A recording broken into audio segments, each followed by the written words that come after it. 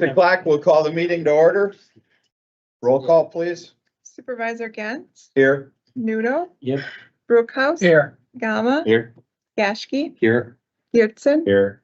Kirby. Here. Gig member Ethan, Here. gig member Megan. And alternate Savannah. Savannah. Savannah, if you want to go sit next to Supervisor Gashke, he won't bite you.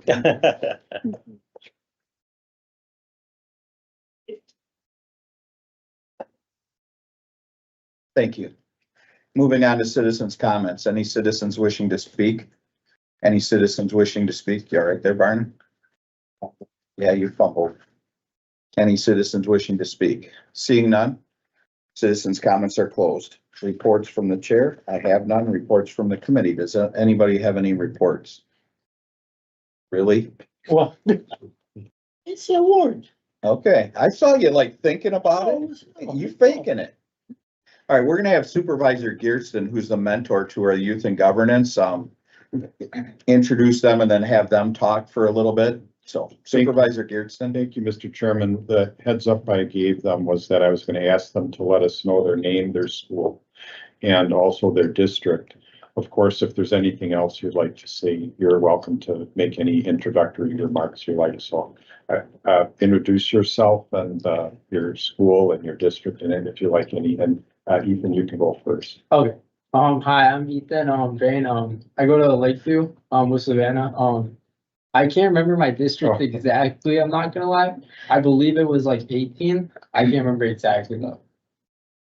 Is there any other question? Sorry. That's it. Thank you very much. Nice to I'm meet you. Savannah Farr. I'm gonna be senior at Lakeview with Ethan, and I'm District 17. Very good. Your homework is to figure out what district you're in by next time. We don't want to have that again. Gotcha. I will ask you to vote along with us when you're at the table. And I'm gonna go off script and ask you, what do you think you can get out of sitting on the finance committee? What are you looking forward to? Man, honestly, I've been thinking about that the last few days a lot, and I think I can get a lot out of it. I just find everything like super interesting because like it's finance and administration, you know what I mean? So it's like at first you think like, oh, it's just money, right? They're just talking about budgeting. But no, I feel like it's actually a lot more than that. You're thinking about like, okay, who's appointing, who's actually in these positions to like run our because like what is the word for like, you know what I mean? Run Like, our departments and agencies, stuff like that, departments, sure. agencies, things like that. How do you actually carry out tasks, things like that? And so I feel like it's just very interesting to actually learn like what's the process going through these things? How do you pick the right people? What are important qualities? Communication's obviously very important. It's just like the whole thing across the board is very interesting. Okay, thank you. And you're Supervisor Gearson, they're gonna be allowed to come in and learn and meet with staff and that Yeah. type of thing. Okay. Yeah. Savannah, what about you? What do you? Same with Ethan, kind of both sides of it, but I was definitely more focused on the finance side because I want to do something like finance related in college, like major in finance, and then go on to something along the lines of that. So I think Ethan said it pretty well. I'd have to agree with it. The interesting thing about being on this committee is everything comes through this committee. So you do get a good feel for the pulse of what's going on in the county. So, well, welcome. And as I'm sure the cliche has told you, you'll get out what you put into it. I expect you to read this stuff and be prepared, just like I expect the supervisors to do. So, and your participation is welcome and wanted. There are no stupid questions. Believe me, if there were, I would have already asked them. So, you know, be part of the team, have fun. It's the way I run the meetings. So that's where we're going. All right. Supervisor Gashke. Along those lines, could we just maybe go around the table and introduce ourselves either as an elected or as a staff member and just a little bit about who we are, what we do? Let me check the time to see if we have enough time. All right, we can do that. All right. You can go first. Yeah. Gabe knew the 12th district. Andres Gama, district number 6. Sarah Kirby, district number 8. I'm Dave Gertzen. I'm District 15, which is Village of Summers, and I was the CFO here. And I'm president of the Kenosha Community Foundation, and I'm treasurer of the Kenosha Community Health Center. I'm a board member for the Pritzker Military Museum and Library. Have you ever heard of that? Pritzker, it's on Highway E. You got to go there. It's very cool. It's built like a Higgins boat, which is one of the landing craft on D-Day. So, and that's just a very brief summary, so I could go on a lot longer, but, I'll turn it over to the vice chairman of the county board. See Supervisor Chairman, Gashby, yeah. that's why I checked the time. I'm Daniel Gashke. I represent the 7th district. I currently serve as the vice chair of the county board. We are currently in the 7th district, and so, as well as your school. And so I'm glad to have you both on the board and look forward to getting to know you better. Well, I'm Frederick Brookhouse, District 16, which is Pleasant Prairie, right on the lake. Okay, so 16 is there, and 17 would be the next one. Is that where I heard you were from? 17, Pleasant Prairie, right? Yes. And then next one, 18, is also Pleasant Prairie.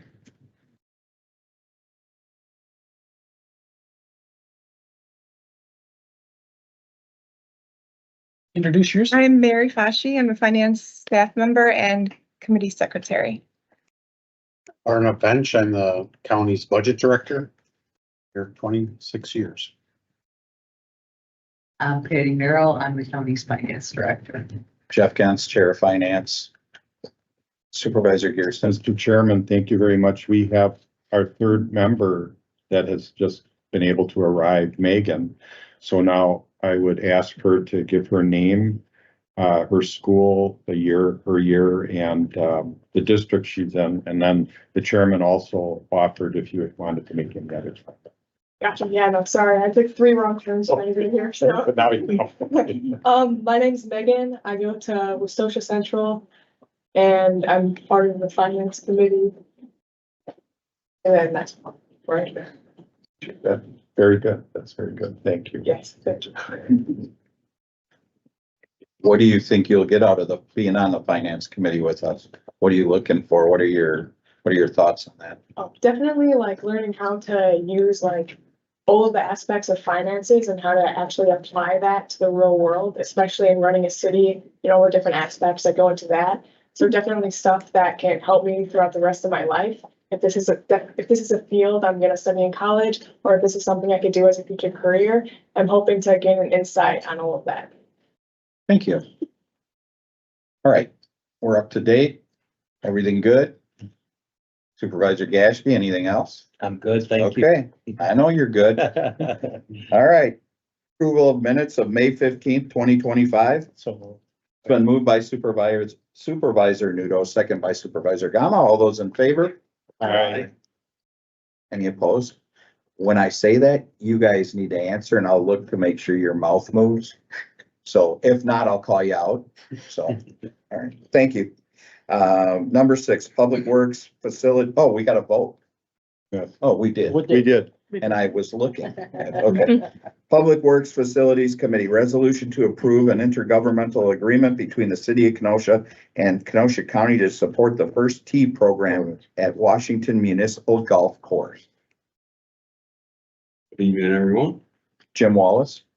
In place of Jim Wallace, I'm Chris Walton, the Youth and Governance and Finance at Public Works.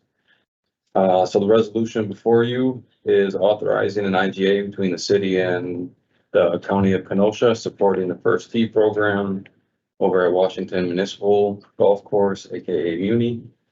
Whereas the city has entered into an extension of its golf facility use agreement with the Wisconsin Educational Youth Development Foundation, doing business as First Tee, Southeast Wisconsin, for the continued use of Muni Golf Course.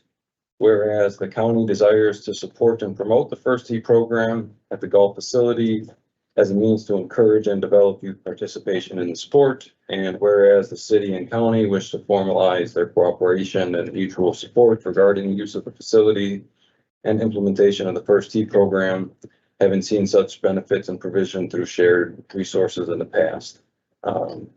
Whereas the city and county have negotiated and prepared an IGA setting forth the respective roles and responsibilities for each party.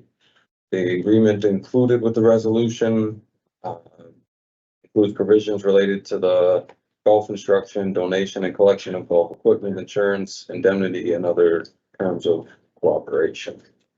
Then it's therefore be it resolved. You guys so graciously approved, IGA. In more layman's terms, this is an IGA with the city, not with the First Tee. The actual agreement with First Tee is between the city and First Tee. I do have 4 handouts that you can share, look at, pass down.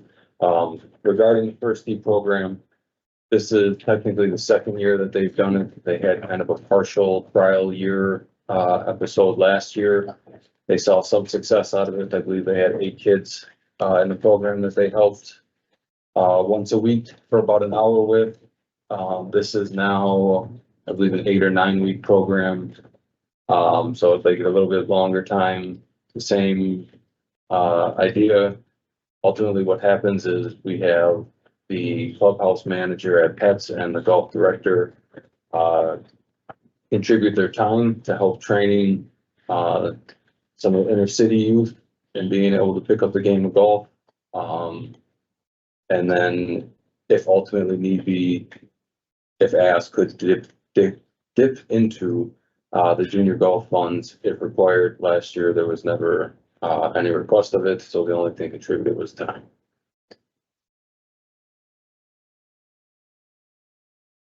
Anything else? Nope. Miss Supervisor Gearston? Mr. Chairman, I would move approval of the resolution. So moved by Supervisor Gearston, second by Supervisor Gaske. Any questions or comments? For the youth and governance, what is an intergovernmental agreement in a few years and why do we need one in this case? I'm gonna defer that to Patty. You were my rock star. I mean- Now your batting average is going down. Okay, Patty? An intergovernmental agreement is just what it says. It's an agreement between two governmental agencies to do something. To do something. In this case, it's an agreement that the county will support the city in this endeavor and provide certain things. Those things are laid out in this agreement. As Chris said, mostly it is offering time from our staff. Time from staff. How many other, can you pop off 1 or 2 or 3 other intergovernmental agreements we have? Barnum? Joint services. Okay, that's a city, county. In the county. Right. We have a planning one and a IT one with the Village of Summers. Okay, And we also have the sheriff does several Oh, yeah. governments here, Yeah. does so our sheriff's department works in some of the smaller municipalities and there's intergovernmental agreements with those Yeah. municipalities. So instead of having their own police department, it's much more cost effective and works much better. Okay, thank you.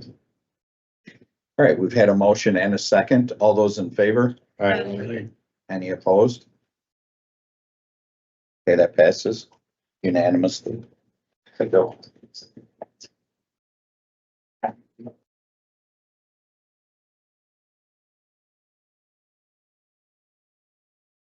Number 7, county executive appointment of Sue Hughes to serve on the Kenosha County Library System Board.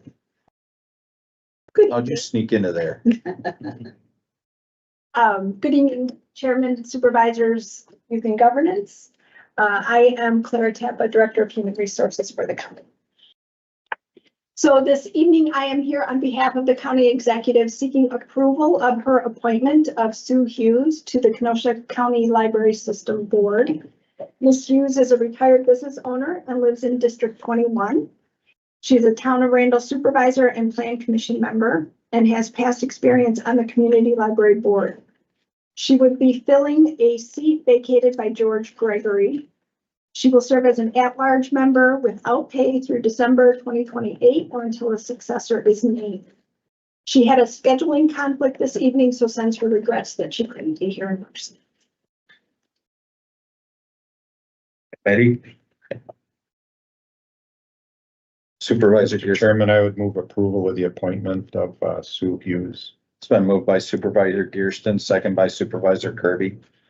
Any questions or comments?